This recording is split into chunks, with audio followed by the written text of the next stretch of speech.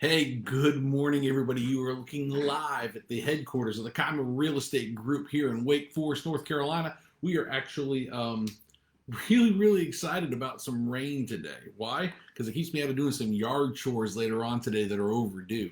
And yes, with the warm weather we've had recently, there's yard chores already.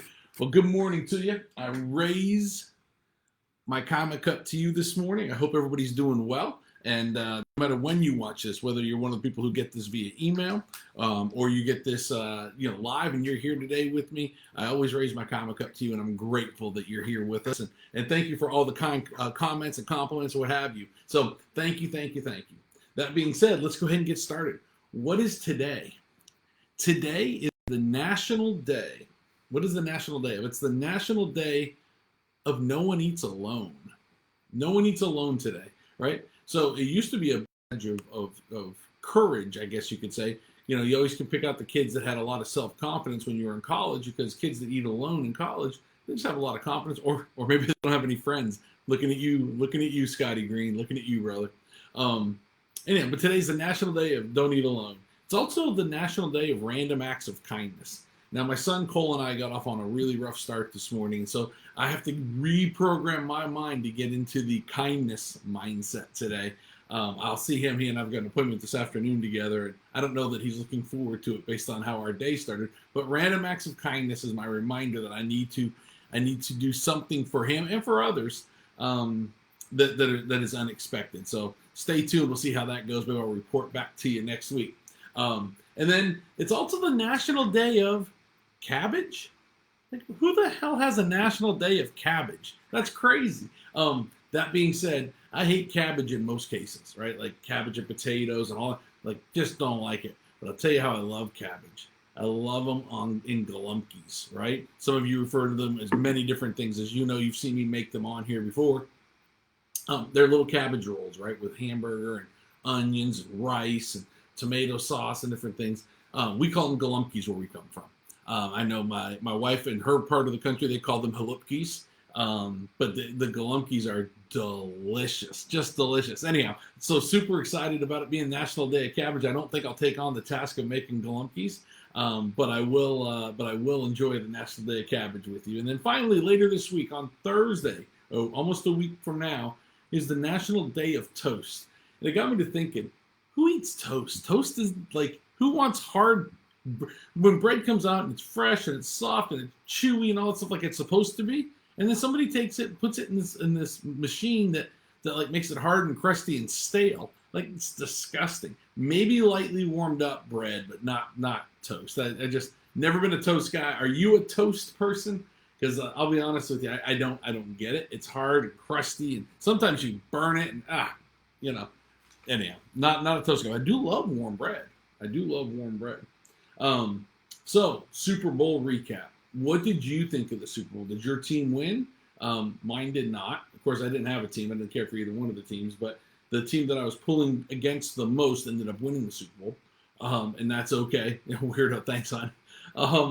But that's okay, quite frankly, because now we move on to the draft. Like, it's already now the new football season as far as I'm concerned. Like, that's over. Let's forget about it. Let's move on. But what were the winners and losers of the Super Bowl?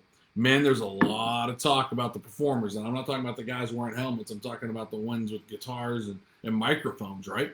When you look at the pregame, right, and for the national anthem, word was that most people kind of liked the national anthem. I thought it was well done. It didn't blow me away like it did some people. I thought it was good. I thought it was a great rendition. Better than some that I've heard. It does not come close to what's her name from back in like 90, I don't know, 96, 94, whatever year that was. Somebody tell me her name. Who sang the national anthem and sang it the best ever? It didn't compare to that, but I thought this was good. But the halftime show was much more controversial, right? And here's what I think the take has been. There's a lot of people that liked it, that are just calling anybody who didn't. Yeah, Whitney Houston, thanks, buddy. I appreciate that. A lot of people that liked the halftime show that don't like the people that didn't like it. So if you said that you didn't like it for whatever reason, you're immediately called a boomer and an old person, whatever, right? But quite frankly, it isn't about not liking the performers. I thought Rihanna, I mean, she's obviously uber talented. but I don't think she did a great job. Now, what she did was amazing because she was pregnant. Everybody understands that. Please don't attack me with hate mail. What she was able to accomplish while being pregnant is amazing, and no, I couldn't do it, right? I mean, yeah, that's the question. Well, what would you do? Who cares what I would do? The fact is, she's paid a lot of money to put on a huge halftime show. It just wasn't that entertaining, even though the music was good. It just wasn't that entertaining. Yeah, Whitney, that's right. Thank you. Well, you don't think I can remember her first name, Jen, after Adam gives me the last name? Jeez. Morning, Lump. Good morning to you, brother.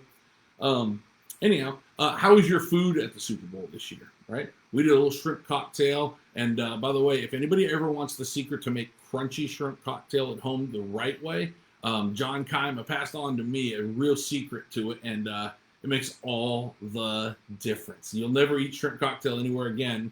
Well, maybe St. Elmo's in Indianapolis, but beyond that, you won't eat shrimp cocktail anywhere again once you make it like this. And so, if you're interested, DM me. I'll hook you up with the secret recipe. Best part about the Super Bowl being over: pitchers and catchers report. And even for a diehard Oakland A's fan like myself, they stand no chance. And I couldn't tell you 3 people on the roster this year based on it looks like a mid-level AA, AAA ball club.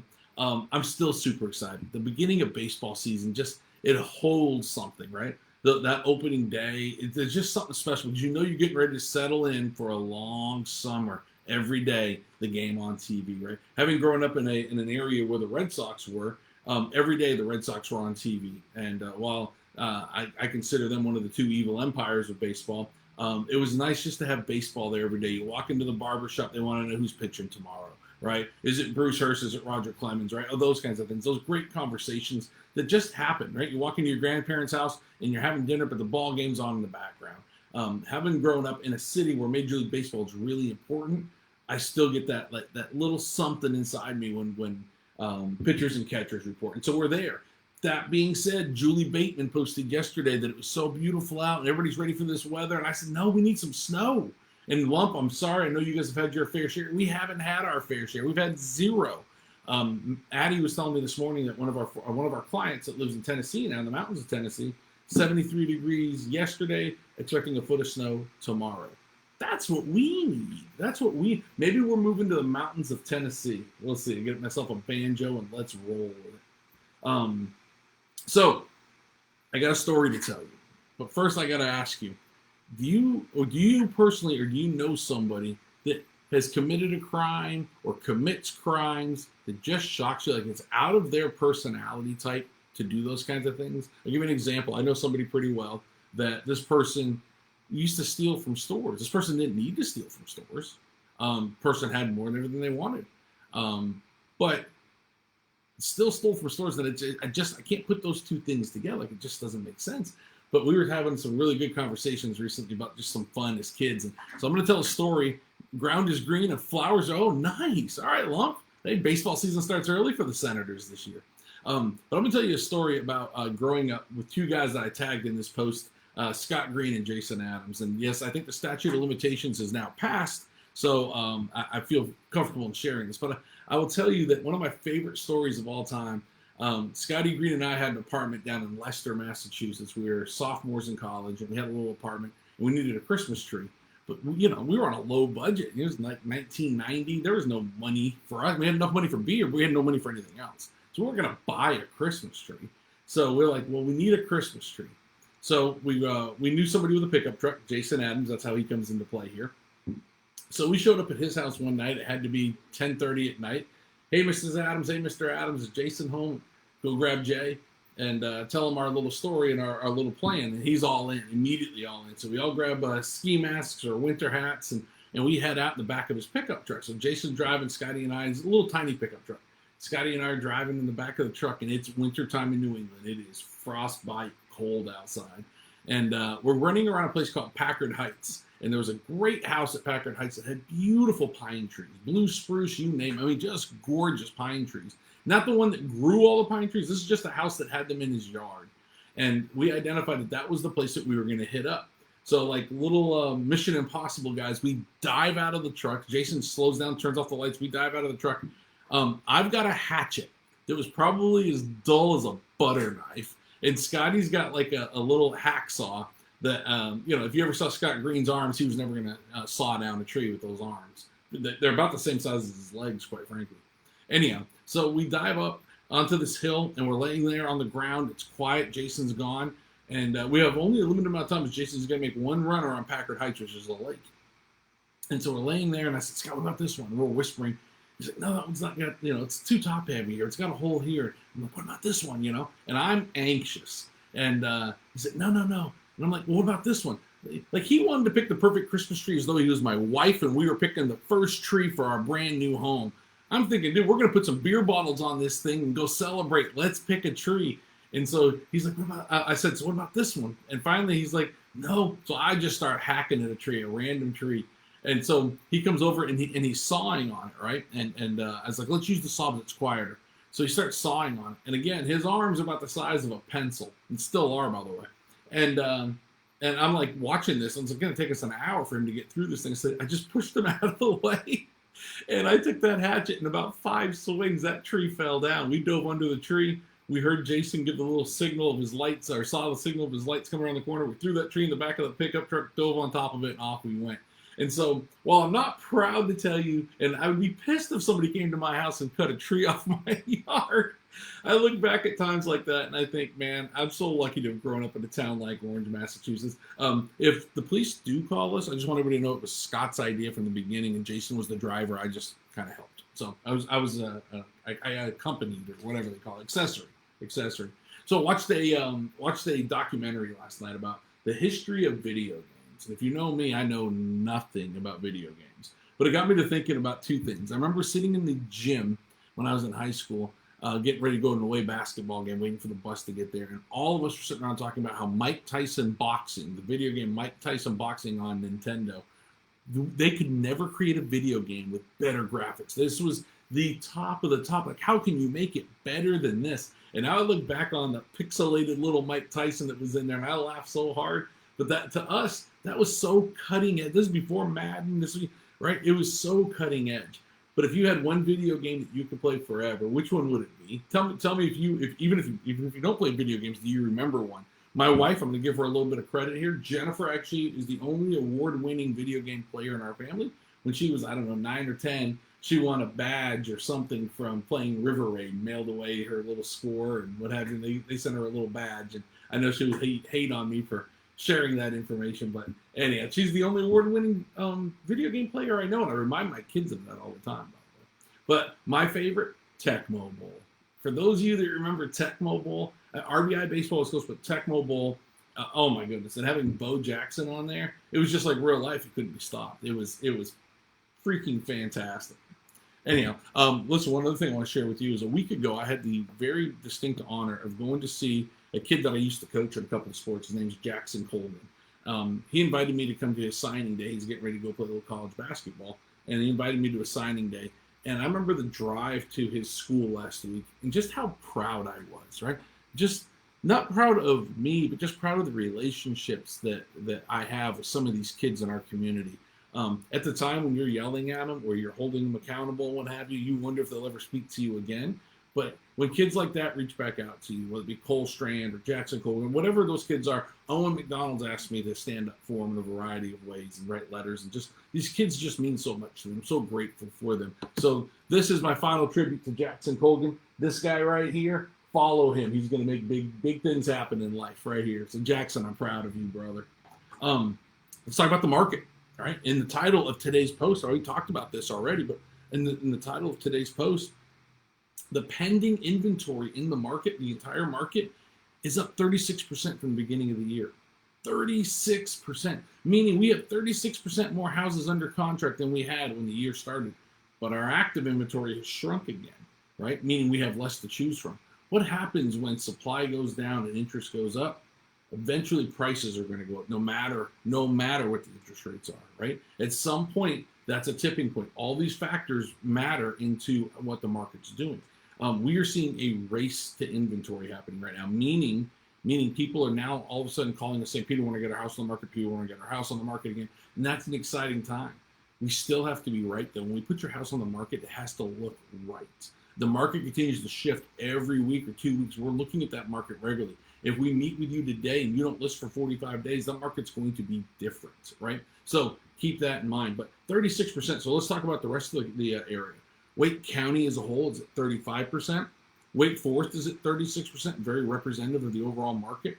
Raleigh, if you want to be in Raleigh proper, though, if you want to be in Raleigh, it's up 41% since the beginning of the year. 41%. Guys, that's huge numbers coming out of the quarter we just had. Months of inventory. Right now, we've got 1.5 months of inventory.